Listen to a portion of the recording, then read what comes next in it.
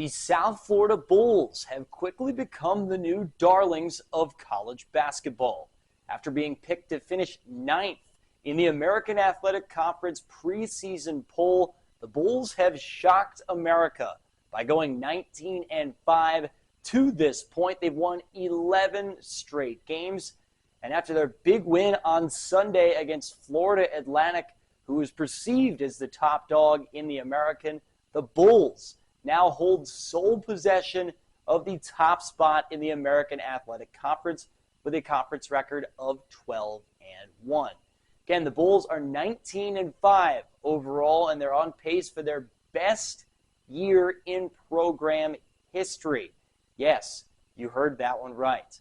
Currently, they're a 12 seed in ESPN's most recent bracketology, and they receive votes in both the AP Top 25 and the coaches poll.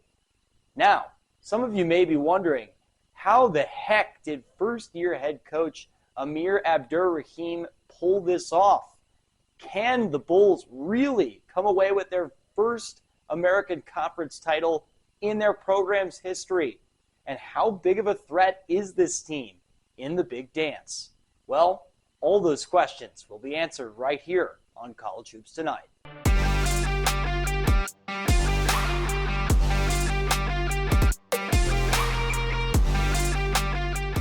To properly break down this 19-5 South Florida Bulls squad, we first need to take a look at their head coach, a first-year head coach, Amir Abdur-Rahim, and his coaching background and how he's led this Bulls team to success in year one. Amir Abdur-Rahim got his start as a player. He was a Division I player at Southeastern Louisiana for a couple of years before he cracked into the coaching ranks as a grad assistant at Murray State.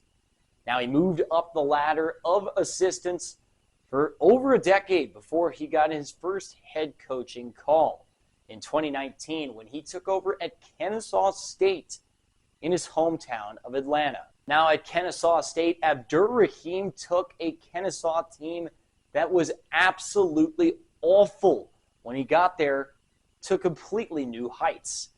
They went 1-28 in his first year as head coach, but in his 4 years there, he completely transformed the program. As in year 4 under Abdur-Rahim, the Owls finished 26-9, and they won the Atlantic Sun Conference Championship and made the NCAA tournament for the first time in program history. Now, how did he do it? Abdur-Rahim put a heavy emphasis on a few things that led to the Owls' success when he coached at Kennesaw State. He emphasized a stout perimeter defense, an up-tempo and energy-filled pace, and three-point shooting and ball movement on the offensive end. The Owls improved in all of these metrics every year to eventually be successful in year 4. That brings us up to last spring, in which Abdur-Rahim accepted the head coaching position at the University of South Florida to begin his journey with this Bulls team. And in year 1, Abdur-Rahim has injected his play style into this South Florida squad, and that's part of the reason why they've gotten off to a 19-5 start. This team defends the perimeter really, really well, especially that three-point line. And on the offensive end, they play with pace and energy.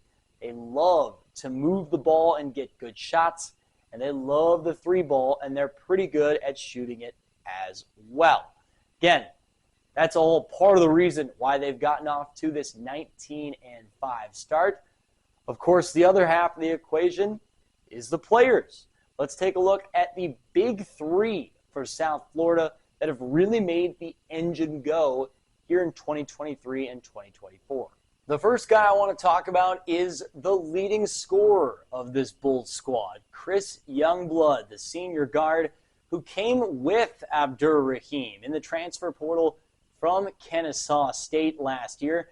He was a 3-year starter for the Owls, and he has not missed a beat for South Florida this year. He's averaging right around 15 points per game, 2.5 rebounds, and 2 assists, shooting Pretty nice splits from the floor as well. 44% from the field, 43% from three, and 84% from the free throw line. He's been such a solid leader on the floor for this team this year. Very, very clutch player as well. Can hit some big shots down the stretch. And Youngblood is a tremendous three-point shooter. Half of his shots come from beyond the arc. And again, he knocks down 43% of his threes. The second piece of this Bulls squad that I want to highlight is their bench microwave man, Selton Miguel, the senior guard who comes off the bench and who's having a breakout year in his senior year. Abdur-Rahim, again, likes to use this guy off the bench, and Miguel is not afraid to shoot the basketball as soon as he gets into the game. This guy is averaging nearly 15 points per game, 3 rebounds, and 2.5 assists. He's got very similar shooting splits to Chris Youngblood, 43% from the field, 42% from three, and 78% from the free throw stripe for Selton Miguel. This guy's gone over 20 points 5 different times this year, and including that big win on Sunday against FAU, in which Miguel had a season-high 25 points. This guy's a big piece and often gives the Bulls a jump start from their bench unit, which a lot of college basketball teams can't say that they have. Now, the third guy I want to highlight is really what I believe the heart and soul of this team, Cason Pryor, the junior forward for this Bulls squad, who transferred in from Northwest Florida State after playing 2 years before that at Boise State. This guy is just a total glue guy for this South Florida team. He brings a ton of energy, brings a lot on the defensive end, and is a tremendous rebounder as well. Currently, he's averaging just under 12 points per game, 7 rebounds per game, an assist and a half per game. And then the defensive element, 2 steals and blocks combined per game for Cason Pryor. He is pretty inefficient with his scoring numbers from the field. However, from the free throw stripe, very, very efficient. He gets there a lot. 83% for Cason Pryor at the free throw line. This guy always brings energy to this team. Also, a fun thing that I really like about Cason Pryor is he looks very much like the Birdman, Chris Anderson, who played in the NBA for a long time. I think that is awesome that there's someone that's come along and who's played super well and looks just like the Birdman himself. Now, those are the main 3 guys for this South Florida squad that kind of makes the engine go. But this team is pretty deep, especially at the guard position. 6 different guards average over 17 minutes per game for this team. There are a lot of different guys who can come in and contribute off the bench and in the starting lineup, and a lot of guys who can really shoot the 3 ball, as again, this South Florida squad loves to shoot the 3. Now that we've talked about the different pieces of this South Florida squad and what kind of makes them go here in this 2023-2024 season, let's look at the Bulls' resume and kind of pose the question of whether or not they're being underrated or not. They're 19-5 overall on the year, 12-1 now in American Conference play, which is certainly impressive. But as of now, they're only a 12 seed in ESPN's most recent bracketology. And if they weren't penciled in as the automatic qualifier, the American League champion, this team might not even be in the at-large conversation as of now. Is that justified? I'm not really sure. Let's take a look at their tournament resume as of now. Now, you might be wondering to yourself, how is a 19-5 team that plays in a pretty solid conference in the American Athletic Conference a 12 seed, or maybe not even considered an at-large team? Well, it's because the analytics absolutely hate this South Florida team. USF is 100th in KenPom and 92nd in the net rankings. Now, there are a couple of reasons that kind of bake into both of these numbers and both of these popular analytics metrics. The first reason is a lack of opportunity to get signature wins for South Florida this year. The Bulls are just 1-0 in Quad 1 games this year, and their one Quad 1 win came against FAU this past Sunday when they beat them at home in a thrilling victory. Now, they're also 3-3 in Quad 2 games, so they're not necessarily taking care of business as they should be in Quad 2 games to be an NCAA tournament team. Now, the second reason is they suffered a couple of bad losses early on in the year. They've lost 5 games all year long, and 2 of them are really weighing them down in terms of the metrics.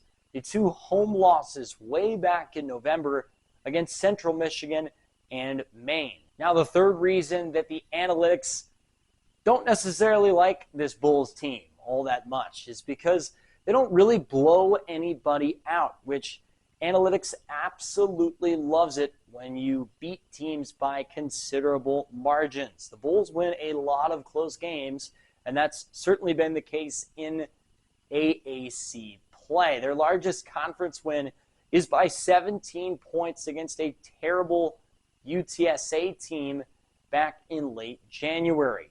Now, all of that sort of bakes into why this team is disrespected in the analytics. They certainly, in my book, should be ranked higher than 100th or 92nd in the nation. But again, that's part of the reason what is weighing them down, certainly from a tournament and resume outlook perspective. Now, can this team pull off an AAC title for the first time in their school's history?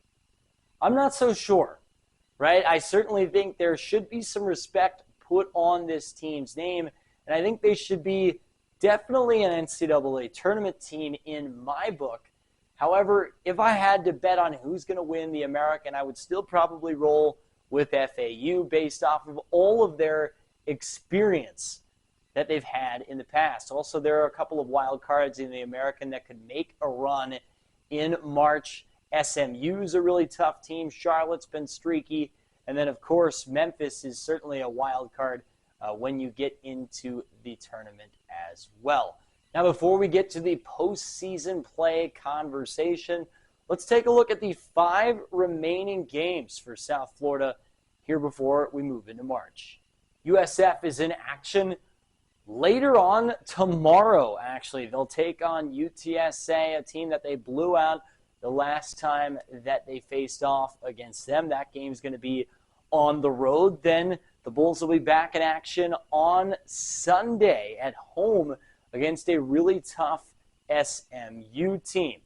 Then 2 out of their last 3 games are on the road. March 2nd on the road at Charlotte, which is a very, very tough home court. The 49ers have been really, really good on their home floor. March 5th at home against Tulane, certainly a winnable game for the Bulls. And then March 9th on the road against Tulsa, which is also a pretty winnable game, especially in terms of road games in the American Conference. I think that if South Florida wins 4 out of 5, they should be in a really, really good spot, not only to win an American Conference regular season title, but to also position themselves well for the NCAA tournament. Now, if this team finishes the regular season with 23 wins and has a respectable American Conference tournament, I don't think there's any way that you can leave this team out as an at-large team. The American is still one of the best mid-major conferences in the country, even though they had a couple of higher profile teams leave for the Big 12 last year. And certainly if South Florida can sneak into the field, I really like this team as a potential underdog, maybe as a 10 or 11 seed, depending on how they finish out the year. This is a team that's feisty on the defensive end and plays with a lot of energy. And then on the offensive end, they love the 3 ball, and if they get hot, those two guards could really, really do some damage in the NCAA tournament. And I think South Florida could be a really, really fun team and a tough out in the big dance. Now, I want to hear your thoughts on this South Florida Bulls team. Do you think USF is for real? Do you think they have a chance of pulling off their first American Athletic Conference championship this March? And do you think this team is a legit NCAA tournament team? And can they make some noise in the big dance? Put your comments down in the comments section below. I would love to get your thoughts on this Bulls squad. If you've made it this far in the video, thank you so much for watching. If you haven't subscribed already and you enjoyed the video, please consider subscribing down below to College Hoops Tonight. Thank you again so much for watching, and we will see you in the next one.